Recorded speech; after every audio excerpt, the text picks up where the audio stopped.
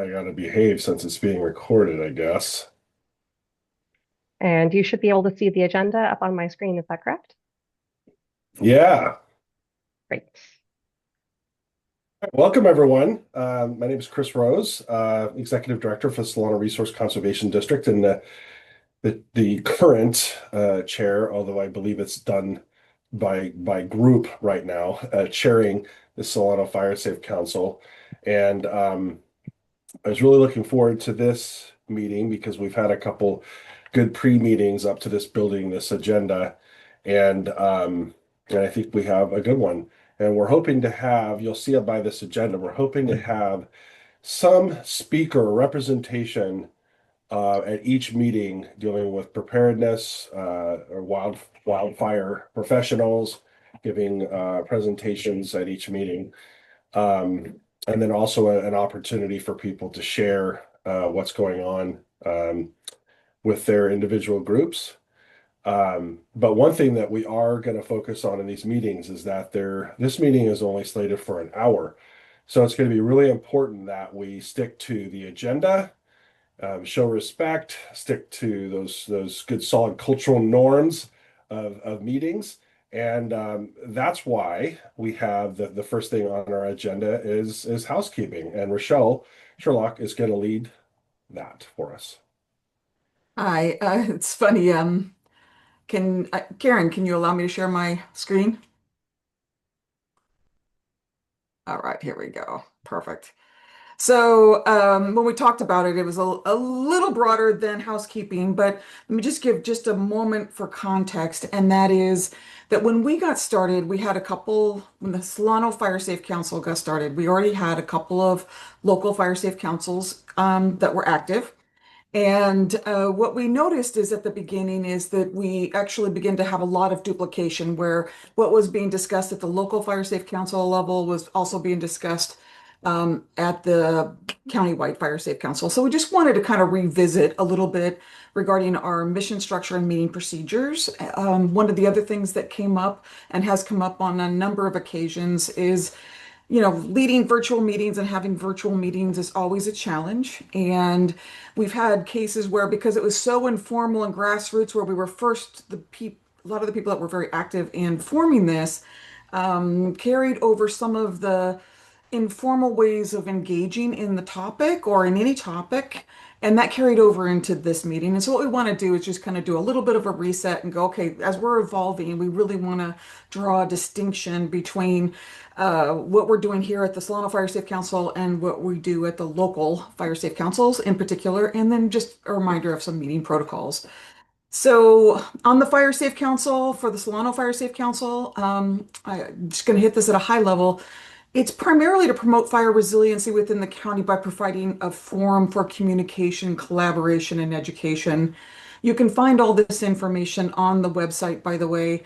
But the key distinction is that communication, collaboration, and we're going to see how we accomplish those missions. We have coordinating things, doing some of the planning, contributing to the community wildfire protection plan, engaging, empowering residents, and then also seeking funding. There's some natural overlap between the countywide fire safe council and local fire safe councils, and we're going to dive into those just a little bit. But here's one way to think about it. I think the biggest difference between the two is scale.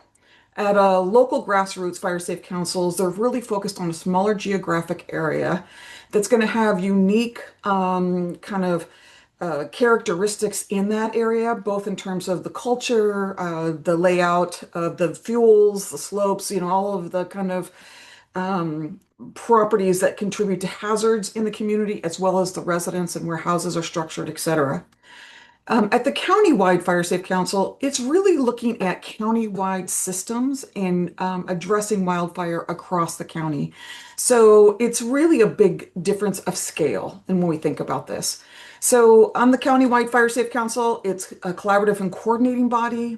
It should convene representatives from local fire safe councils, relevant state, county, city departments, fire agencies, nonprofits, community-based organizations, and residents. But because it's really focused on addressing countywide systems level, you're going to see a lot more agency personnel in this Solano Fire Safe Council than you are going to see in the local fire safe councils. You'll see just on the other side there, it's local fire safe councils are grassroots, community-based. They engage residents. Residents are the ones that are most active in those meetings and most active in directing kind of the projects and initiatives. And again, focusing more on that local level.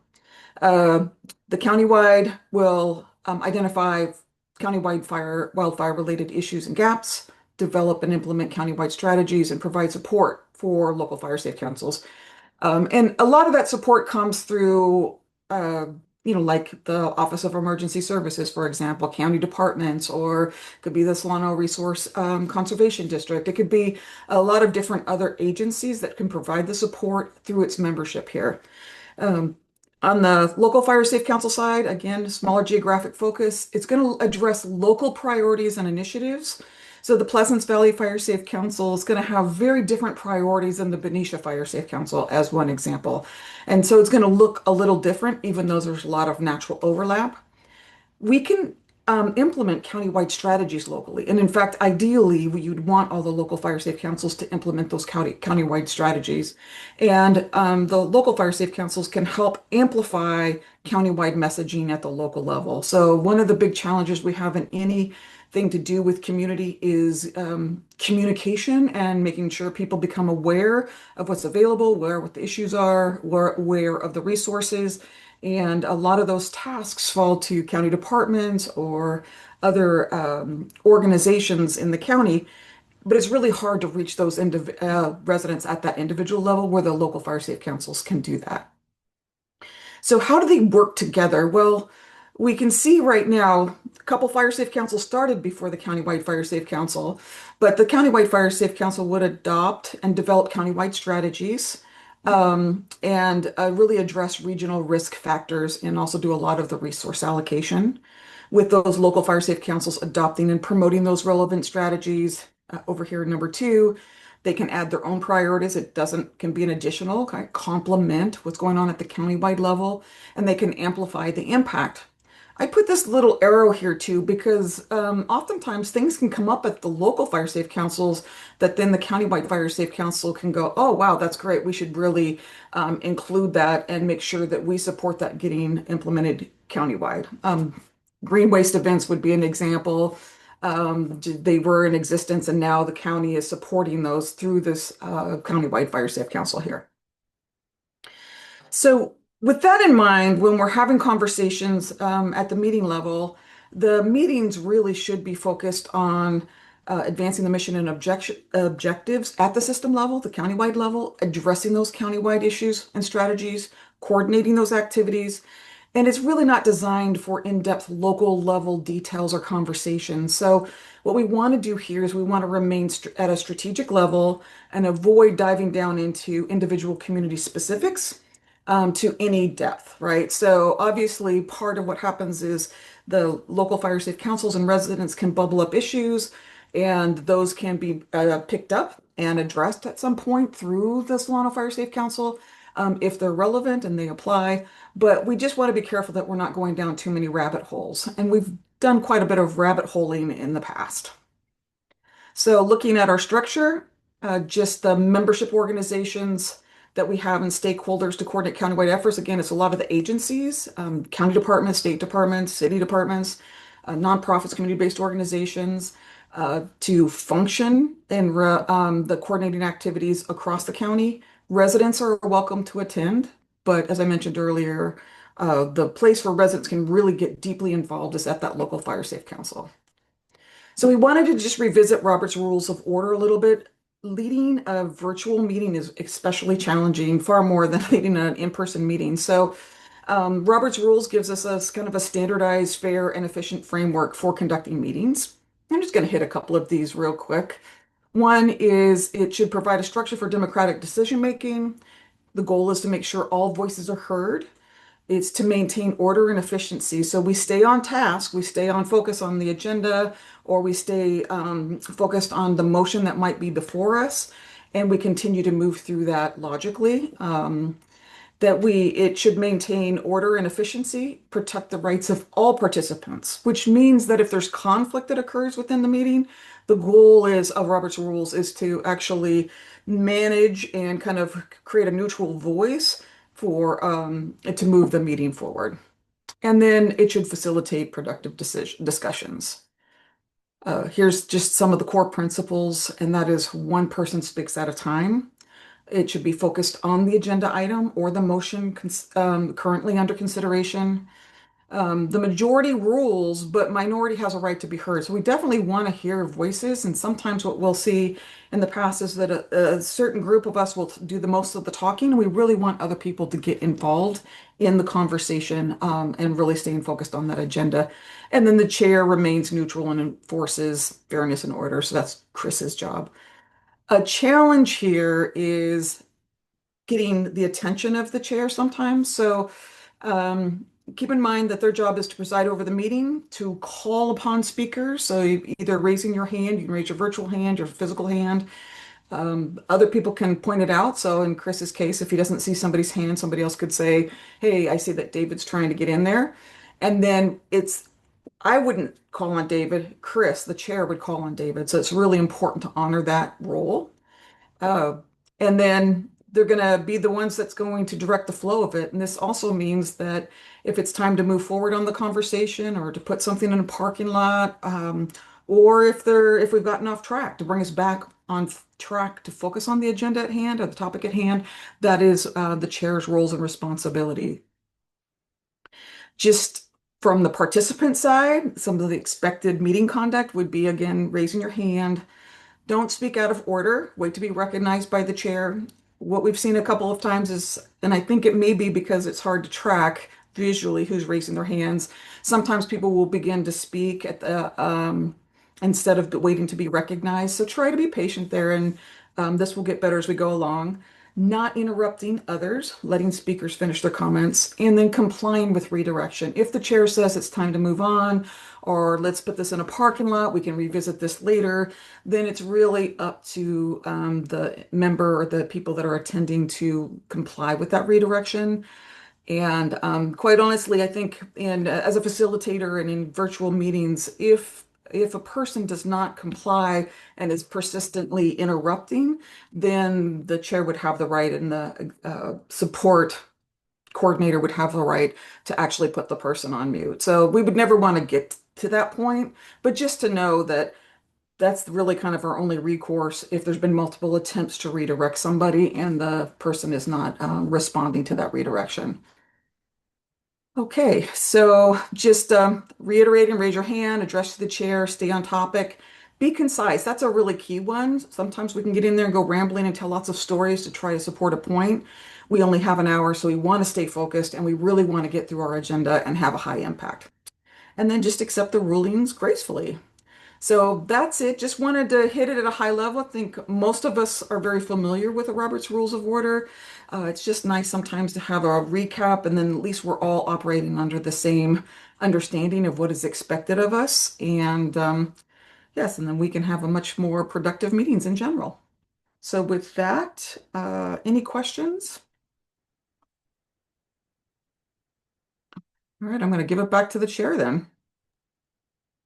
Well, Rochelle, that was fabulous. I need you to come do that same spiel at about six different groups that I'm working with right now, because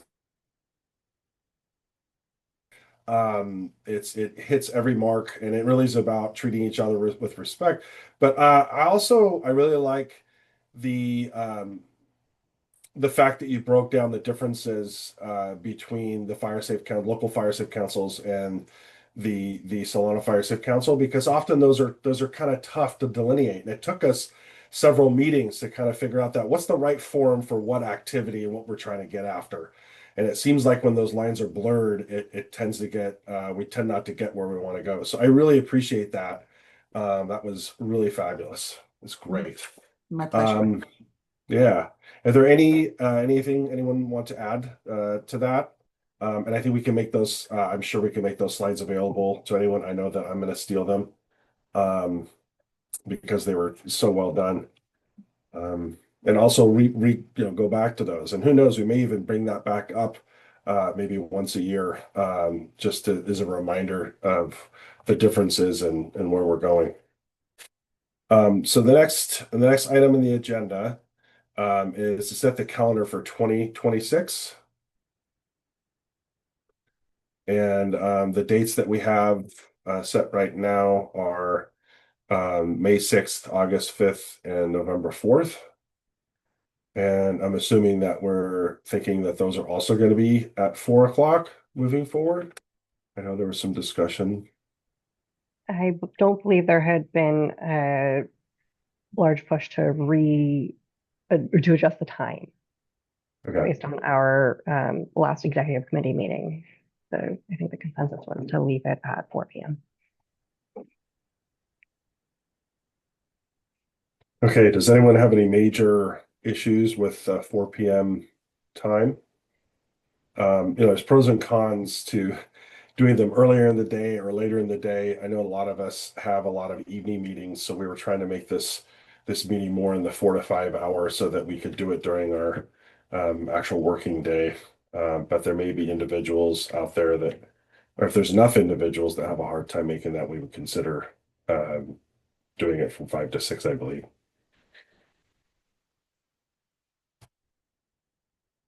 Rochelle? Yes, I just wanted to share that, since the focus is on a lot of agency personnel as being the members of this Fire Safe Council, it's one of the reasons why we were aiming towards that 4 to 5. So we want to make sure the representatives who this meeting is generally intended for, it's intended for everyone, but the ones that we really want to be at these meetings, that it was a time that worked for them as well. So a little bit of context there. Great, thank you. All right, so And there's a hand up from Francis Mead, it looks like. Oh, sorry. I see it. I'm sorry. I was misinterpreting that. It's not a hand up. It's a separate message about adding to the email list. Okay. Sorry. All right. Well, I take not being screamed at about a different time as a go for 4 o'clock for the meetings coming up. And this could be revisited after this round of meetings. But why don't we go with that 4 o'clock on May 6th, August 5th, and November 4th for the next 3 meetings. Does anyone else have any comment on that before we move on? Yeah. Well, I move on to number 3 on the agenda, which is the partner presentation from Red Cross North Bay chapter. And our speakers are Vincent Valenzuela and Karen Jackson, and we're lucky to have them to come speak with us. And maybe you could introduce yourself and talk about what your focus is and what you do, and we're lucky to have you presenting today. Fantastic. Hello, everyone. Can I get a confirmation you can hear me? Yeah. Fantastic. And Karen, I see you're on the call here as well. Fantastic. So first, my name is Vincent Valenzuela. I'm the Executive Director for the North Bay chapter of Red Cross. The North Bay chapter is Solano, Napa, Sonoma, and Marin County. So thank you, Rochelle, for the invite for today's meeting. Also, thank you for introducing a new phrase that's in my brain now, and I'm sure that will come out at some point, rabbit holing. I end up rabbit holing at times, so that's now in my brain. It will come out at some point in my work life, in my personal life at some point. Rabbit holing for sure. I say rabbit hole, the noun, but you verbed it. It's rabbit holing. So Oh no. thank you for that. So yes, we're in and Rochelle, I sent the slide deck. Are you able to share the slide deck or someone can? That'll be me. I am pulling it up right now. Perfect, thank you. And I will pass it to Karen to introduce herself as well. Hi, all. I am Karen Jackson, new Community Disaster Program Manager for Napa Solano County. I retired in 2020 with 27 years with state service. 15 of that was in law enforcement. And the remaining 12, I was the emergency management coordinator, instructor for the state of California, going up and down and preparing local jurisdictions on what to do during a disaster. training on emergency operations centers, all of that. I retired in 2020, did some consulting work, and apparently failed at retirement. So I am now at the Red Cross, and it is the best place to be. Fantastic. Thank you, Karen. So we do have a slide deck to share today. I'm going to go through a little information about the overall Red Cross, the American Red Cross, and our lines of service. And Karen's going to go through our disaster cycle service slides, and I'll go through some of the other ones. But I'm starting with this one here, our opening slide. I love to start our Red Cross presentations with this slide and this picture. In our Red Cross world, we're always we tell our volunteers, we're searching for that mission moment, that moment on a response, or that moment you're with a colleague or a client, and it brings our mission to life. And this picture here is a moment. And I like to share, I don't have a lot of pictures in the slide deck. There are a few, and I always let the group know that these aren't people Red Cross paid as, to pose for a picture. These are moments captured in a disaster response. This is a moment of, it looks like someone may be going into a shelter or a local assistance center or some Red Cross facility, and we're capturing that moment of a hug. So I like to share that in mission moments through our presentation and some of the pictures. So sharing that quickly as we move forward. Next slide, please. Quick intro slide on myself. Been with Red Cross 7.5 years, been in the nonprofit world for about 25 years, been with Red Cross for about 7.5. I actually started as Karen's position, the disaster program manager, and about 2.5 years ago, moved into the executive director role. Multiple deployments with Red Cross, interim roles, leadership roles with Red Cross. Been a fantastic organization to be a part of. If you're interested, those are all of our social media channels and our websites, and their phone number at the bottom. I always point out that phone number at the bottom, 1-800-RED-CROSS. If you ever have any Red Cross question and you don't know where to go, you can always email me or contact me. But if you can't remember who I am or my contact information, 1-800-RED-CROSS can get you into the world of Red Cross. You can call that number and ask for the nearest blood drive, the nearest shelter, help with my, family or friend who's in the service. But 1-800-RED-CROSS could be a starting point into the Red Cross world. So next slide, please. And also, a slide on Karen. If there's any additional information you want to share, Karen, on your slide as well, but kind of captured that. Just that my previous jobs really prepared me to do this job. I did not mention that I am also a human trafficking consultant. I am working with the subject matter expert for the state of California to develop curriculum for first responders, hospital staff, and schools, and the Red Cross for the piece in sheltering and when we respond to single family fires. Thank you. Next slide, please. And the only thing I'm going to read to you all today, I try not to read in my presentations, except for our mission statement. The American Red Cross prevents and alleviates human suffering in the face of emergencies by mobilizing the power of volunteers and the generosity of donors. That is our mission statement for the American Red Cross that flows through all of our lines of service. So that is my only reading I'll do at you guys today. So next slide, please.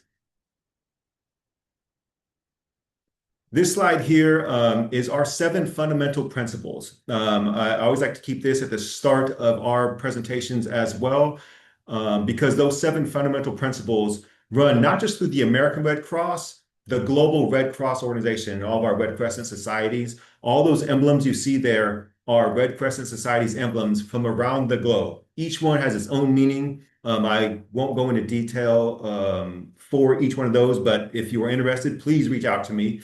And I would love to have more conversations with you offline about each one of those symbols and what they mean to the Red Cross and our Red Cross mission. But those 7 fundamental principles down the middle of the slide really guide us in all the work that we do. I've been in plenty of meetings at times where someone will say, "Hey, are we being neutral?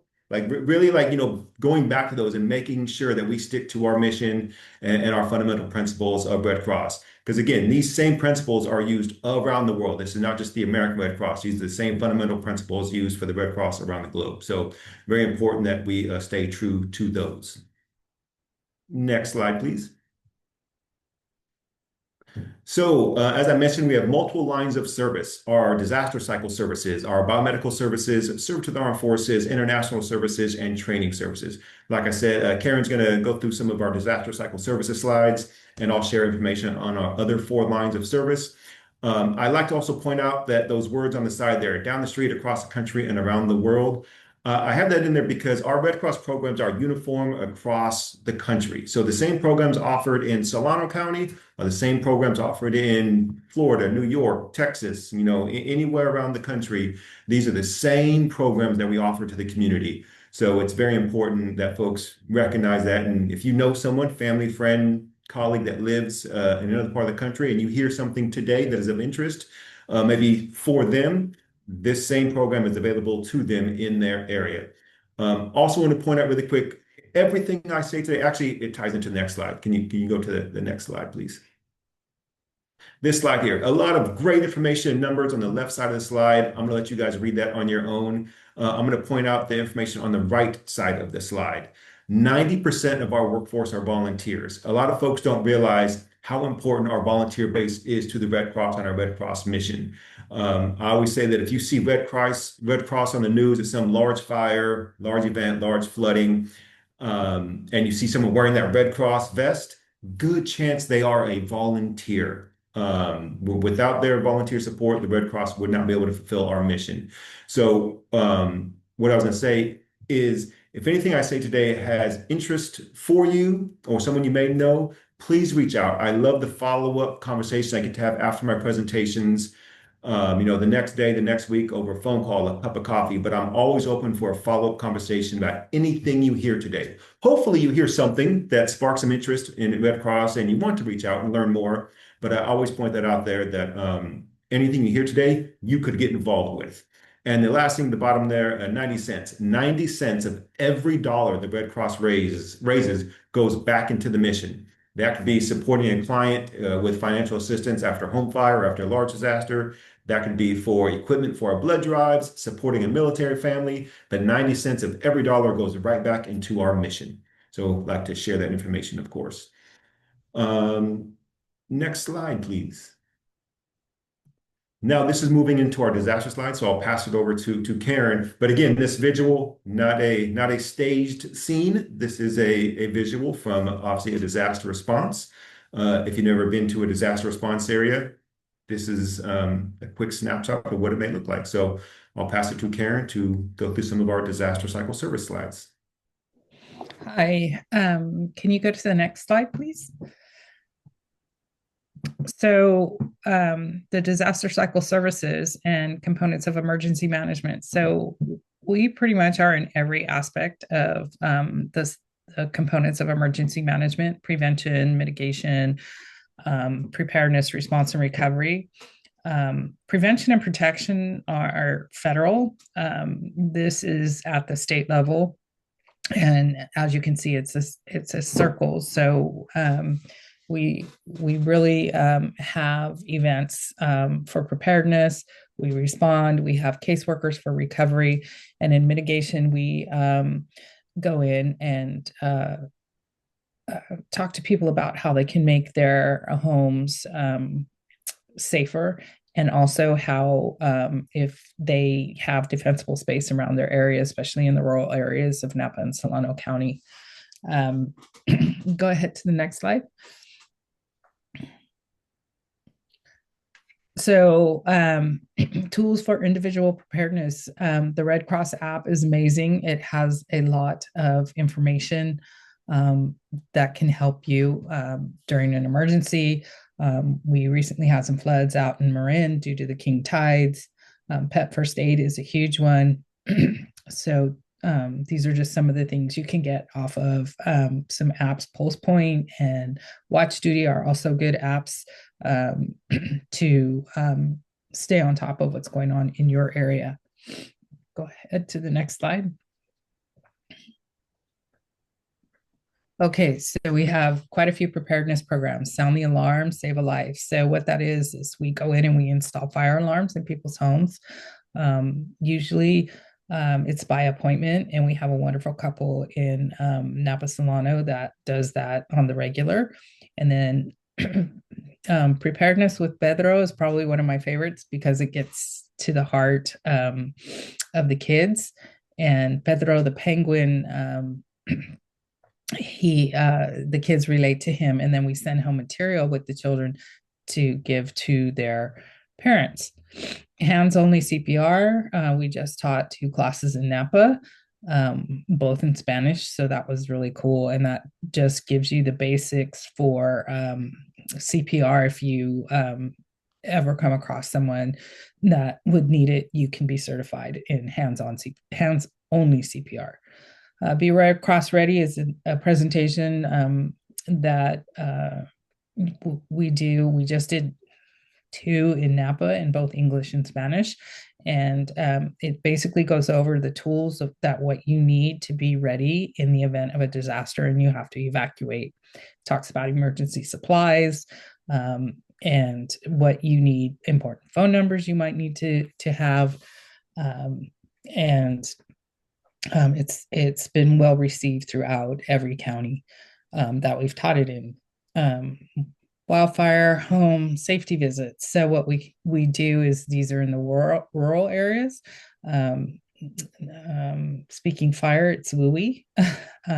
So we go and we talk to people about defensible space. What can they do to protect their home in the event that a fire is going to come through? And we give them any information on contacts who'd call, whether it's PG&E or whoever it is they need to contact. We give them that information as well. Go ahead to the next slide. So steady state, it's our blue sky state. So we talk to our local partners, our disaster action team, I'll get into in a minute.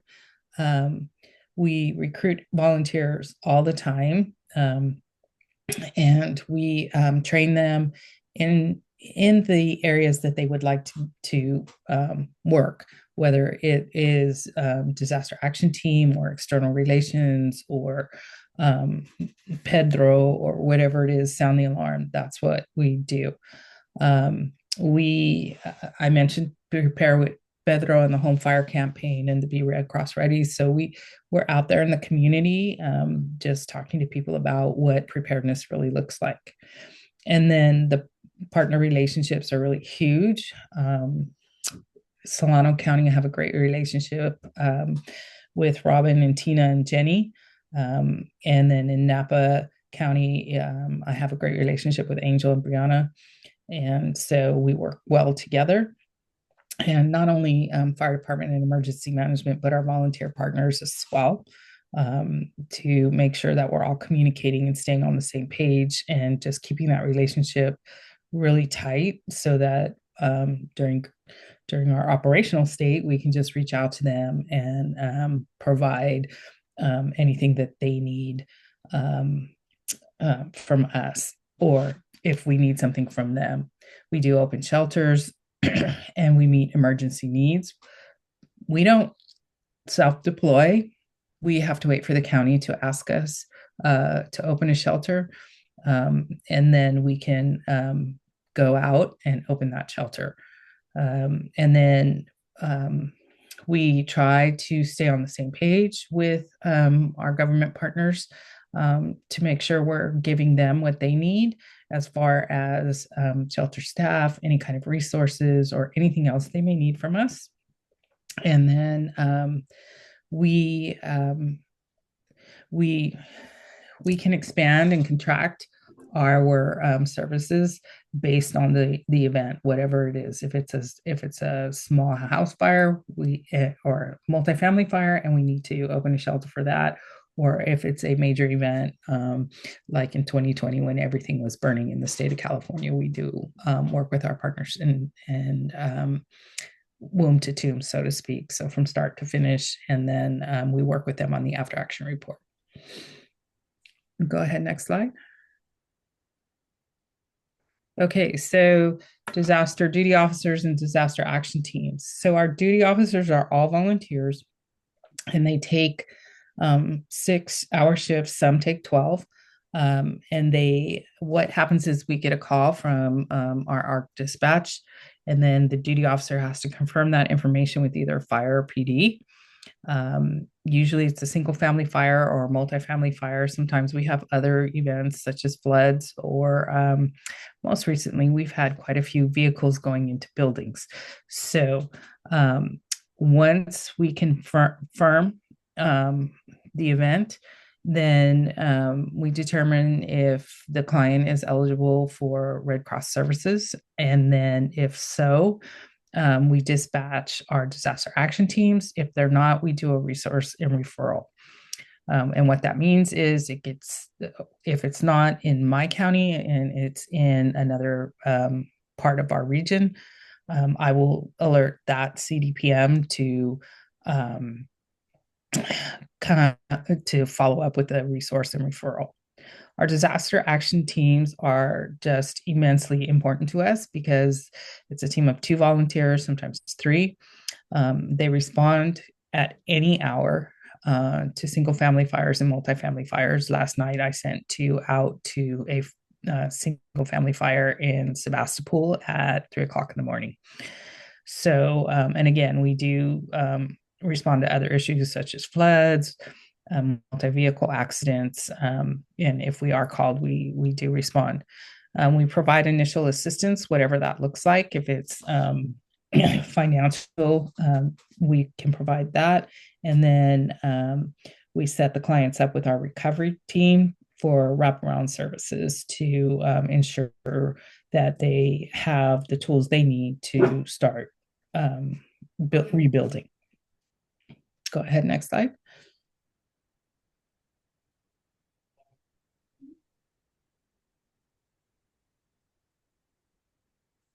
Is that it? Sorry, my scroll wheel is very sensitive. So what we provide are some of these basic things, like food and shelter. I like to say the Red Cross is a lifeboat, not a cruise ship. And we provide the Band-Aid that's needed until we can dial our clients into the other services that they're going to use to rebuild. We give financial assistance if we need, if necessary. We have health services and mental health services, and we also have spiritual care. We have comfort kits. We mainly we're there to provide empathy and let them know that someone cares, and then walk them through anything where they would have questions. Cleanup supplies if they need to, if they can inhabit their house again, but they need help with cleanup supplies. Also, if someone is evacuated and they need assistance getting prescriptions or glasses or durable medical equipment, we help with that. And we just connect with our individuals where they're at. We don't judge. Like Vincent always says, everybody is welcome. And we stay to that motto.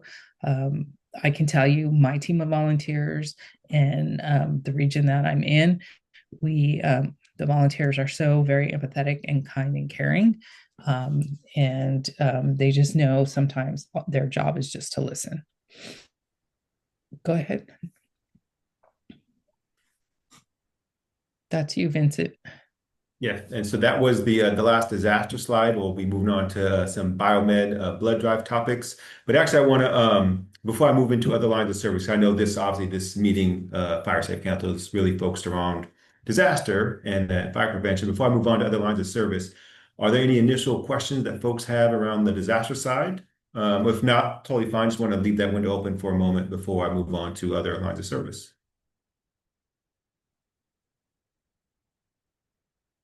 Rochelle. Yes, I was curious about the safety home visits, wildfire safety home visits, and what you're using for materials around defensible space, and how, what is your reach right now? And And just so as you can answer this, what we see is that sometimes even within fire personnel, sometimes how they give feedback on defensible space varies. And we're really pushing towards the one Cal fires, especially with the zone zero, but people need to do a lot more than they're doing in general. And it doesn't help sometimes if the information is not accurate in terms of what they really need to do, even if the homeowner doesn't want to hear it. Yeah.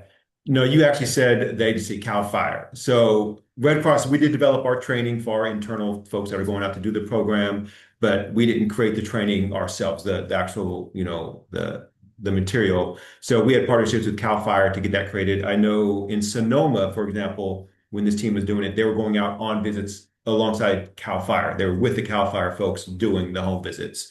So that's where the curriculum was originated from. Okay. Well, even Cal Fire, if they got young firefighters, sometimes aren't always as strict. I think they're really working on making sure that everybody's up at the same level of information. But that's just really important that we're consistent across the board in the information. And then how many home visits do you do in Solano County? I think, Karen, where we is it? It's not a huge amount. I'll be very transparent. Okay. It's not a huge amount. Was it Karen? That's one of the So our DPO. goal for this fiscal year is 25 Oh, Yeah. okay. for both Napa and Solano. And so that's what we are working on right now, to make sure people are prepared, because fire season used to be a certain time of year, but in California, it's all year. So my volunteer chair, Alzinia Palin, and I are working on where we're going to go and the best time to do that. Okay. Thank you. All right. I'll keep us moving into biomed. But again, if you have another question later or you think of one tonight as you're falling asleep, I encourage you to please reach out to us so we can have further conversations. So moving on to biomed under blood drive. So this picture, again, I'm going to point it out. I love this picture for one particular reason. This was taken during our COVID times because everyone you see in this picture is masked up. During COVID, Red Cross across the country had to stop most of our programs because of COVID. I won't go down that rabbit hole into why. Bring that call back there. But one of the programs that we did have to maintain is the blood collection process. COVID or no COVID, humans still need blood. So we maintained our blood collection process with some strict regulations, obviously, the distancing and masking. But I'm going to pose a question to this group here. You can answer it or just think the answer in your head. Is this gentleman smiling? That's my question too. Is he smiling? I say yes. He is smiling because he's saving lives. He's donating blood, and that's literally what it does. You donate blood, it does go to help someone save their life, no matter what the situation may be, a surgery, a car accident, medical procedures, cancer patients. It does go to help save someone's life. So this gentleman is smiling while he's saving someone's life. Just want to point that out. So moving ahead to the next slide, please. So the Red Cross, most folks don't know this. We supply 40% of the nation's blood. We do that in many factors. We have a couple of fixed sites throughout the Bay Area in San Francisco and Contra Costa and Silicon Valley that, Monday through Saturday, you can go into those sites to donate blood. Here in Solano County of the North Bay, we have what we call mobile drives. We do not have a fixed site here in this area. I would love a fixed site. But we hold approximately throughout the country about 500 blood drives on a daily basis. We do at least 10 tests on each unit that we collect to make sure that blood is safe to give to the hospitals and to patients. And we deliver more than 6 million blood products to hospitals and cancer treatment centers each year.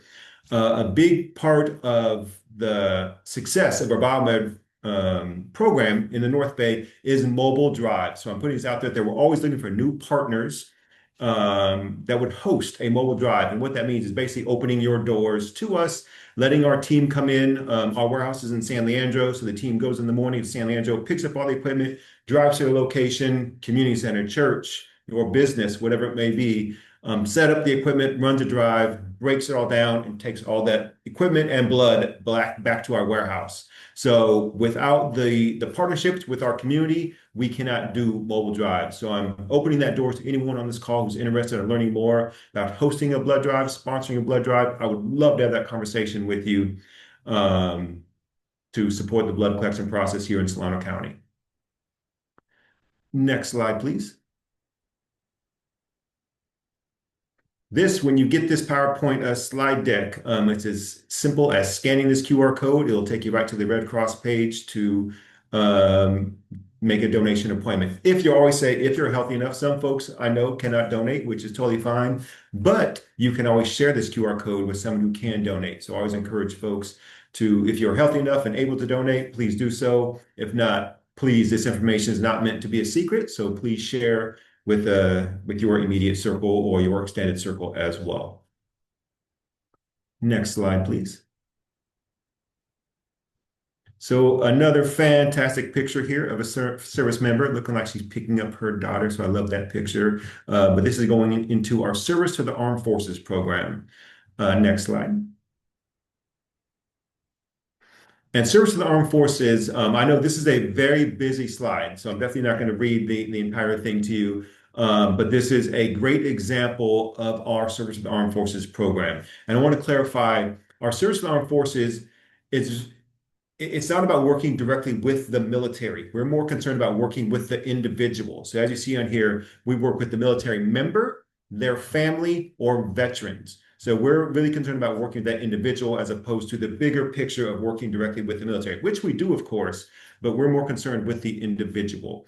So you can see this timeline here, starts from the enlistee to the veteran and the different programs that come along the way. We do information and referral sessions at the MEPS. That could be a trivia question for any military folks. Who knows what a MEPS is? You can answer or not answer. The Military Entrance Processing Station. So all the new enlistees go through the MEPS process, and we go out there and do a workshop so that they know the Red Cross services before they get into their line of service with the military. A great program we do is also coping with deployment. So on the top, that second one in coping with deployments, we'll do workshops, many different types. This could be for a service member that's just getting ready to deploy and, their 6-year-old child that does not know what it means that mom and dad are going to be gone for a year. So we'll do a small group workshop taught by a licensed mental health professional. And they're small groups. So we try to keep the workshops down to about 8 people, maybe 10 people max. But really teaches that family how to cope with deployment. On the flip side of that, we'll do more workshops for those families that are just coming back. Mom or dad have been gone for a year and a half, or however long it may be. But how do they get back ingrained with the community, with their family? So we'll do workshops again to teach and support those individuals who are either going on deployment or coming back from deployment. Right next to that, emergency communications. So this is a big piece of work that the Red Cross does with the military, and that's the emergency communications. The way that works is some service members deployed anywhere around the globe, and they have an emergency back home, a birth of a child, family members in a hospital, whatever the emergency may be. If that is referred to Red Cross will do all the legwork. So if it's a hospital type situation, we will connect with the hospital, get all of the details. Yes, grandma has, a couple days left, or the child's going to be born tomorrow. We'll get all the details from the hospital. We'll submit that to their commanding officer. Red Cross does not make the decision if that service member can come home or stay. We don't make the decision. We provide all the information to their commanding officer, and their commanding officer makes the decision if that individual gets to come home. Hey, Vincent, this is Yes. great, but I hate to interrupt, but we've got about 10 minutes left in the meeting and we have a few more things on the agenda. So I hope that you're about to wrap up because I don't want to miss anything that you had planned. I will zip through. So this one, you get it, read through that, and read through the slide. But yeah, I got like 2 or 3 slides left, then I will zip through them really quick. So we can go on to the next one actually. Great. This is just a quick bullet points of some of those workshops I mentioned. So I just already spoke on that, so we can skip that slide. Our International Services Program, these are some of the programs under the International Services line of business, International Humanitarian Law, youth action campaign, restoring family links, and education outreach. We can go to the next one. I'll take 10 seconds on this. A great program that helps restore families who are separated during times of conflict. So if there's a family that's separated, in one refugee camp and another family member is in a different camp, you can get referred to Red Cross, and our volunteers are like little investigators. They can put that family back together. So the title of this program really describes what that program is, really getting families reconnected if they are separated during times of conflict. That could be for a large wildfire, whatever it may be, but we want to get those families reconnected, so that is restoring family links. We go on to the next one. And then teaching international humanitarian law, if anyone's interested in that, in the Geneva Conventions, the rules of war. We have a lot of youth in our region that go out into the community and teach these classes. So if you're interested in international humanitarian law, I know it sounds like a fun title, but it really is interesting once you start diving into it. So please reach out if you're ever interested in learning more about IHL. Next slide, please. Last, our training services. Fun little cute picture. Won't spend too much time on that. We can go to the next slide. So we train about 5 million people per year in CPR, first aid. The great thing about this is we can coordinate it to your agency. If your organization agency has 20 people as opposed to 200 people, we can develop a program that fits your agency. We have train the trainer. So a lot of organizations will send someone to get trained. So now they have an in-house trainer, many different options under our training services program. So if you're ever interested, please reach out, and we can get you set up with CPR, first aid, swim, lifeguard, caregiving, babysitting. There's a huge menu for our training services. Next slide, please. Just really quick, I think there's one slide on youth services. We have some great youth in our region. Next slide, please. So to some of the areas we promote, promoting volunteerism, leadership development, education outreach, service projects, advocacy, and creating a pipeline, obviously, for future leaders. We have Red Cross clubs at high schools, colleges. So if you have youth in your life that you'd love to get involved with Red Cross, please reach out. I'd love to have a conversation with them and get a Red Cross club going at their high school. We have a couple in Solano County, actually, a couple clubs going on. So great opportunity for the youth to get involved. And last slide, I believe it is. And similarly, I just mentioned that the Youth Executive Board, Red Cross Club, Summer Internship Program, Leadership Development, and the IHL. So just some of the areas that our youth get involved with. And that was the last slide. I'm almost for sure this time. Yes. So that was the last slide. Thank you so much. I know I zipped through those last ones, but again, hopefully I said something that planted a seed in your ear that you want to learn more about. All of my contact information and Karen's contact information is at the start of the slide deck. Please reach out with any questions. I would love to have a conversation with you. Thank you so much. Wow, that was great. Thank you, Vincent and Karen, for that. Red Cross is reaching out and touching the community in so many different ways. I know that giving blood and even doing CPR is something that I just take for granted, but there's so many things here and worldwide. How great. Thank you so much. I learned a lot. Thank you. Does anyone have any questions? I think we have time for like 1 or 2 quick questions. I know there's probably 100 questions. I know I have a whole bunch, but we do only have about 6 minutes left, and I want to get to sharing upcoming events, and if anyone has anything else they want to share. So any questions? Okay, David Batchelor. Yes, please. Vincent, do you have a presence at Venetia High School at this time? Which high school? Venetia? There is a Red Cross club at British High School. Oh, that's what I needed to know. Thanks. Yeah. We have a career and counseling meeting coming up, or a little gathering coming up in March. I didn't know if you have a presence there already, there would be no need. Yeah, I would love to, if you're connected with them, I'd love to come out and meet that group. I've spoke with some of the Red Cross Club in the past there, but definitely reach out. I'd love to come out and meet with you and the club again. All right, Vince, we'll do it. Yeah. Excellent. Okay, I am going to, I know you have the information and it was shared in the chat, so feel free to reach out to those two and ask some more questions offline. That'd be awesome. But why don't we go ahead and hit quickly number 4, upcoming events, initiatives from the Fire Safe Council members. I know that, and even I know Tanya from YOLO has something to share. I know that. There she is. Here I am. Well, the most, hi everybody, and thank you for that. The most cool thing is that we are back continuing our shaded fuel break along Highway 128 west of Winters between Yolo and Solano counties. So that's hand crews on the south side of the highway, just limbing up vegetation. We feed it through the chipper and spread it back on from where we took it. So we have working with the Delta Camp crews, and we've already had 2 work days and should be cleared by spring. Hopefully. I hate to overcommit. And you have a pile burn workshop coming up. Yes, I put that in the chat. So we have thank you. We have a flyer for that, and that is coming up in a couple weeks up in Rumsey. So it's more than just burning piles. It's how to properly burn piles. And then if all goes according to plan, CAL FIRE will be out there. They've been working on a property next to ours, and they have been making piles, and apparently they light them all at once. So it could be exciting. Thanks, That's Tanya. it for me. Thank you. Hey, Karen?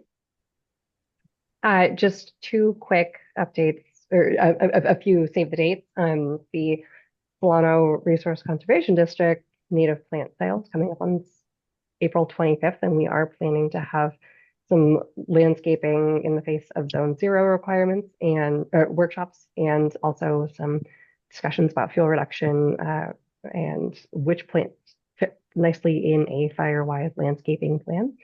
So save the date for that. It'll be at Berryessa Brewing Company, and we'll be working with Yolo County RCD on planning that. I'll send more information out about that in a little bit. But a reminder for anybody who has an agricultural property, there is a program that we have been able to share previously that is currently open again, and this is funding for fuel reduction and other conservation practices through the USDA Natural Resources Conservation Service.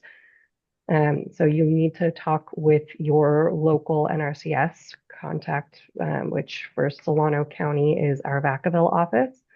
And I put the link to the program in the chat box, but it's cost share funding at a federal level for various fuel reduction projects. And the next application period ends April 10th.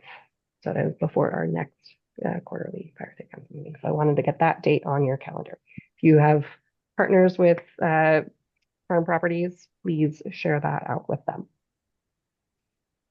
And an additional save the date for Saturday, May 2nd, for the Wildfire Community Preparedness event for Solano County. There will be more details coming on that.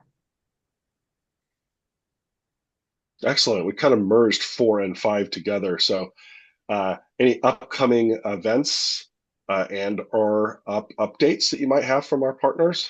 We've got, I think, about 49 seconds, but I think we might be willing to go over a couple minutes.